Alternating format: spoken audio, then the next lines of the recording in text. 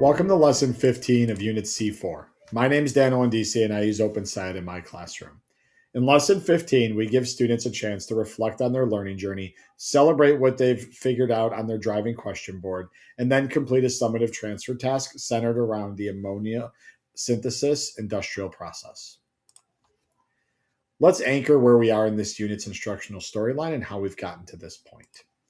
And in lesson 14, our students were hyper focused on a very localized engineering challenge, designing and refining solutions to protect oyster larvae from ocean acidification by weighing criteria and trade offs. As we step into lesson 15, the natural question becomes, how can we take these same chemistry and engineering tools and apply them to an entirely new situation? We are moving from local hatchery tanks to global industrial process, testing whether their understanding of reaction rates, stoichiometry, reversible reactions, and trade offs can transfer flexibly. Let's take a quick look at the structural design of Lesson 15, which is a 2-day assessment lesson. There are about 35 minutes of prep time, which is primarily spent printing the assessment handouts, prepping optional extension readings, and reviewing exit tickets from Lesson 14 to pull out anonymous student quotes to display at the start of class. I think of this lesson in two distinct chunks that happen across about 2 days. Chunk one takes place on day one, where we gather around the physical driving question board to review our original questions and celebrate how much science we've figured out. Chunk two spans the rest of day one and all of day two, where students individually complete the ammonia fertilizer transfer task, applying kinetic molecular theory, stoichiometry, and engine criteria to the Haber-Bosch process.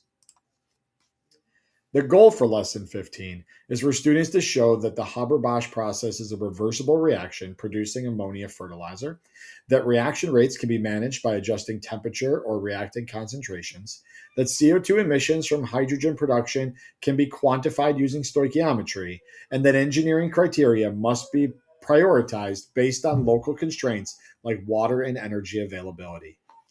Now let's transition into our key instructional moments of this lesson.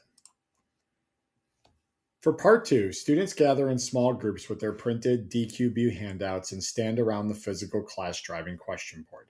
They talk through their notes, check off questions that have been fully or partially answered, and share observations about patterns in their learning. I consider this important because it builds classroom culture and reinforces student agency by making their collective progress visible. As I circulate, I watch for students realizing just how many complex chemistry concepts they've mastered since lesson one. A common sticking point here is that students will notice that they've only answered probably 60 or 75 to 75% of their original questions. I make a point to normalize this. I remind them that in authentic science, answering major questions naturally generates new ones, and leaving some questions open is a sign of healthy curiosity rather than an incomplete unit. During part three, students receive the ammonia fertilizer task handout. I begin this section by reading the background context aloud to the entire class while they follow along. The moment matters because it establishes the novel phenomenon for the summative assessment without letting text density get in the way. What I watch for in student thinking is their ability to see that the same collision mechanisms and equilibrium concepts they used for oysters apply directly to industrial chemical synthesis. The introductory text is fairly information dense, which can cause some students to feel anxious or freeze up.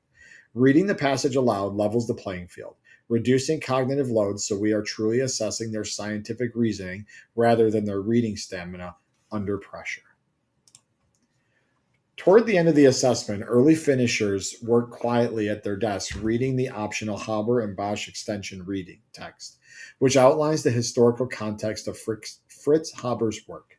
This moment is instructionally valuable because it highlights the ethical complexity and dual-use nature of scientific technology, showing how a process designed to create agricultural fertilizer was also adopted for chemical weapons. I watch for how students process this heavy historical context as it touches on topics like chemical warfare and the Holocaust. Typically, I do not force a whole class discussion around this reading unless you have a significant time and deeply established trusting classroom environment. It's probably best to keep as a quiet, reflective individual activity. It is important to note that this reading is completely optional. We can now look at the classroom management and practical setup strategies that have worked in this lesson for my classroom. Students will be using our driving question board questions handout that was originally distributed back in lesson 7. If your class has added a lot of new sticky notes to the physical board during the second half of the unit, I found it's very helpful to type up a quick updated version of the handout before class. Providing a fresh, complete list ensures every student sees their specific questions represented during the review.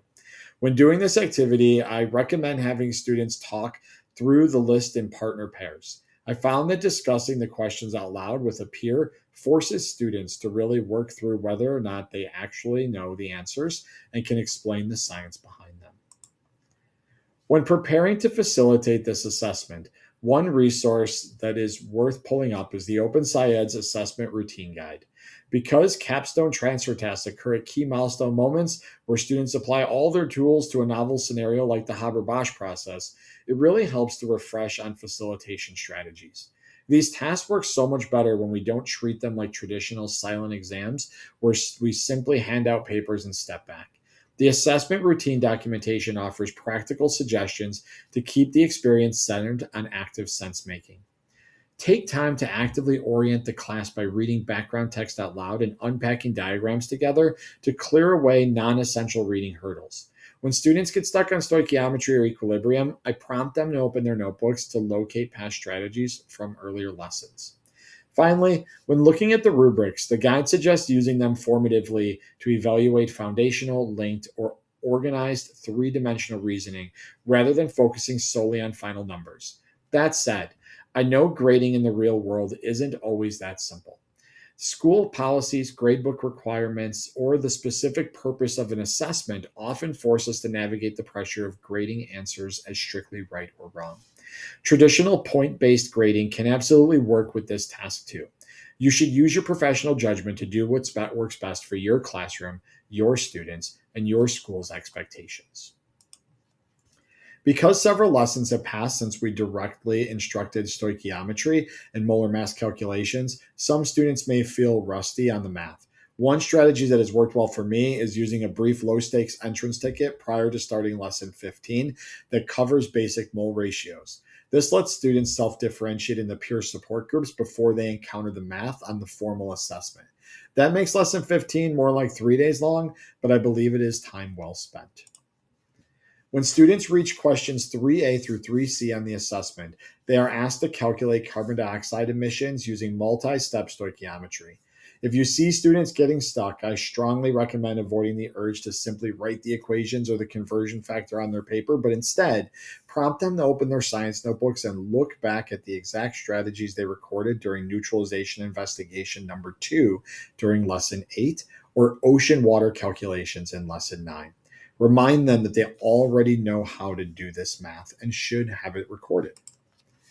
For glossary management in this final lesson, there are no new vocabulary words to earn or encounter. Students draw independently on vocabulary they build across the unit, terms like molarity, dissociation, reversible reactions, or trade-offs to articulate their explanation on the transfer task.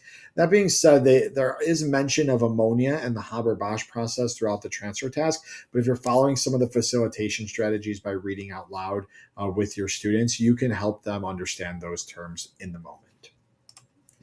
The driving question board is heavily referenced during our day 1 reflection, after which you can finally take down those sticky notes and clear that wall space up in your classroom. We've officially completed Unit C.4, moving from mysterious oyster larva die-offs all the way to global industrial chemistry. From here, the storyline transitions into Unit C.5, where students will examine fuels, energy, and transportation options to evaluate impacts on Earth and local communities. Your students have built a strong three-dimensional understanding of chemical equilibrium, kinetic theory, and engineering design to explain real-world systems. Thank you for taking the time to properly and hopefully successfully implement Unit C4 for your classroom. We appreciate the time and energy it takes to do that successfully. We hope you've had an enjoyable experience, and thank you.